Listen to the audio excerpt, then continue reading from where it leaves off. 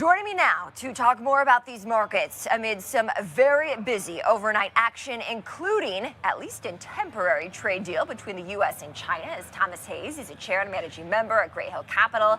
Thomas, always great to have you on the show. I think last time you joined us, you were pretty bullish, and since then we've seen the S&P 500 rise. What do you make of this deal and where it puts us for equities? This is a landmark deal. This is a landmark morning. Particularly, here's the phrase of the day, trapped bears, okay? We had record selling. $1.1 trillion was sold at the absolute lows in early April by hedge funds and CTAs. Now they're forced to cover, they're forced buyers, they're forced to chase up.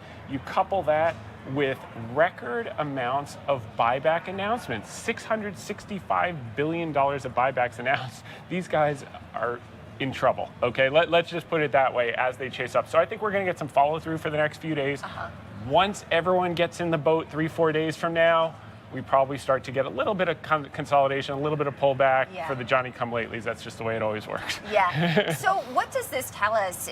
Has it been a change in true direction, or is this still a very dynamic trading market? Yeah, it's interesting.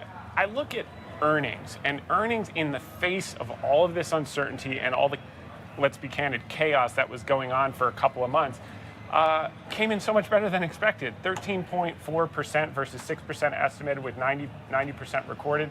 Then you look at the guidance, estimates didn't come down that much. They came down from 270 to 265, 3.6% reduction, but 2026 held up at $300, which means we're only trading at 18.5 times compared to 18.3 times for the last 10-year average. So there's a lot to do. I think you got to really start to look at the things that were hit hardest by tariffs are going to be the greatest recovery opportunities. And already we're seeing some of these semiconductors, technology names, riskier stocks, ones with a higher beta, certainly ones that sold up dramatically. I think the semiconductor index at one point was down 40% in that April 2nd announcement. Those seem to be the ones coming back the most. Is that what you see? I think so. The other thing I'm looking at is cyclicals relative to defensives is at a record all-time low positioning. So cyclicals, we start to look at consumer discretionary, we start to look at industrials, we start to look at materials.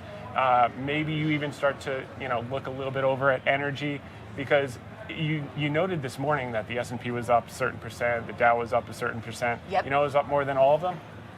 Russell Small Cap Index. Largest short interest on record. So if the game is on is really what it comes down to. And I think you'll see it in the indices for sure.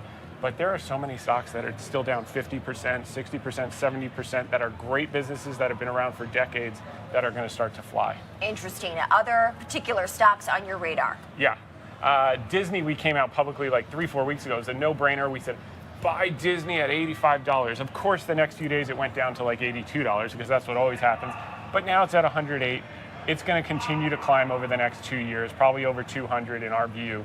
All of their segments are growing at mid-teens, double digits. They just put guidance out for $17 billion of cash from operations this year. So this is a well-run business. 180 million streaming subscribers. They grew 2.5 million. So there's a lot of good things happening there. They'll continue to invest. We saw the park in Abu Dhabi. They'll continue to invest in the cruise ships, which have a very high return on invested capital, like mid-20s return on invested capital. So that business is going to continue to grow. And then the second one I have, no one is going to buy when I put out this name. They're all going to say this guy's crazy. And then a year from now, we're going to be back on and be like, do you remember last year? It's called Albemarle. It's the #1 lithium producer. Positioning for materials. Materials is going to have the highest earnings growth, second highest earnings growth in 2026. You're getting positioned ahead of time. Lithium is in a glut. Everyone thinks EVs are done, except for the fact the U.S. is 10% of the market. China is 60% of the market. It's not a natural market. It is a subsidized market. It is policy initiative. They grew EV sales 38% last month.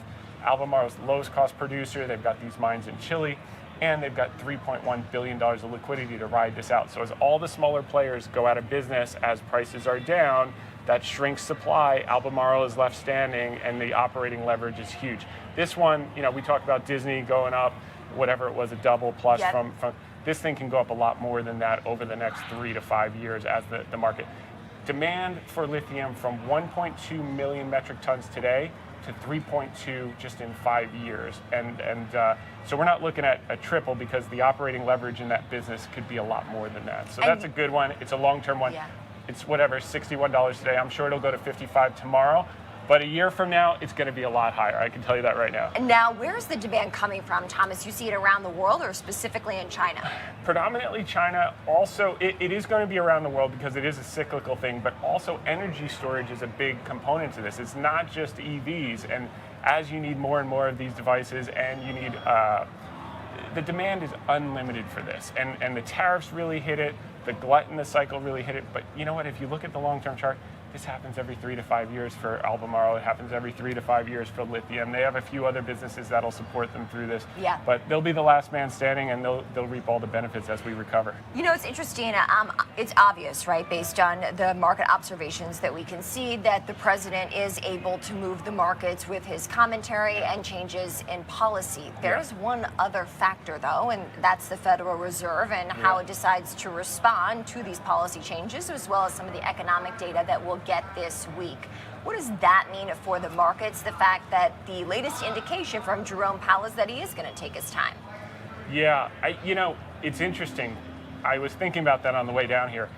I was pretty certain we were going to have 2 cuts this year at the back half of the year. Moving forward, if this continues in the same vein, I think 1 cut. We're probably still going to wind up with 2 cuts because we'll get this initial high, and then we're going to say, well, you know what, there was some short-term damage done to small businesses. It's going to take them a couple quarters to recover. So I think 1 to 2 is still a safe bet this year. I think Bessen's working on the long end of the curve, which is more important as it relates to housing, as it relates to refinancing the debt. So all in all, very sanguine here, and pleased to see this. It did come a bit sooner than we expected, so we're not arguing about that. That's for sure. All right, Thomas Hayes is a chair and managing member at Greyhill Capital, joining me in studio on a very busy market day. Thank you so much, Thomas. Thanks for having me, Kristen.